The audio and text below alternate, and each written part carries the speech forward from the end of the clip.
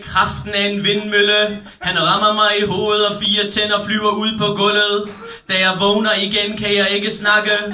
Min bror står ved min seng med mine tænder i hånden og græder. Mine forældre er klædt ud som Kjeld og Hilda Haik. Det er fastelavn, og Kjeld ramte forbi tønden. I skolen kaster jeg en sølvpapirskugle, men rammer forbi skraldespanden. Mine forældre bliver kaldt til forældremøde. Din søn kan ikke ramme skraldespanden, siger de. Han kan ikke integrere sig. De andre børn kan sagtens ramme skraldespanden. Da vi kommer hjem, er min far rasende. Han hiver mig ud i køkkenet og giver mig en sølvpapirskugle i hånden. Flere graderier og en pøl af pis. Jeg må ikke gå i seng, før jeg har ramt 10 gange i træk ned i skraldespanden.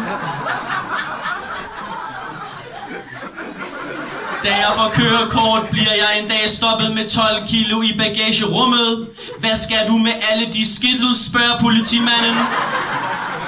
Jeg synker mit spyt og lyver. De er til min lillebror. Han tror ikke på mig. Flere graderi og en pøl af pis.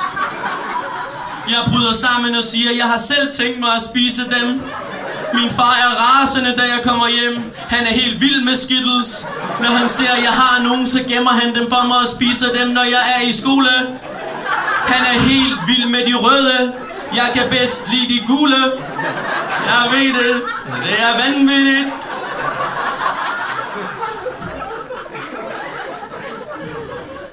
I moskeen beder jeg min bøn. Jeg bukker for Allah, men jeg er ikke nogen god muslim. Jeg tænker kun på én ting under bønnen.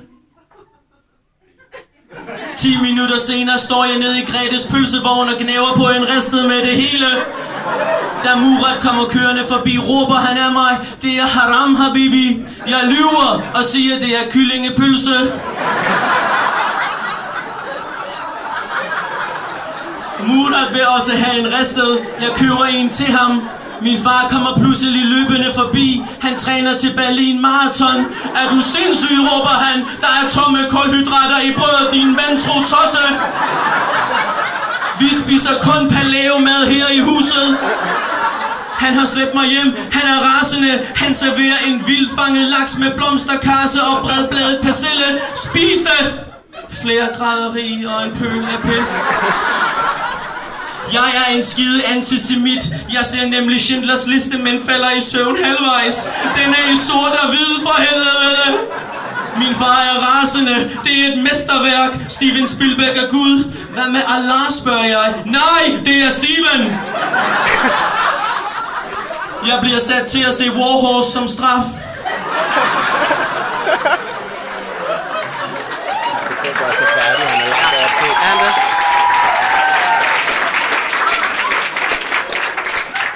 En dag møder jeg Yahya Hassan.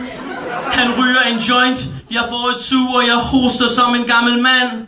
Han ryster på hovedet. Du er en fucking bums. Jamen jeg har også knaldet min underviser. Han her sløjtlærer hedder Bjarne. Han skynder sig væk og tænker, jeg bliver aldrig en god muslim. Ikke engang en dårlig en.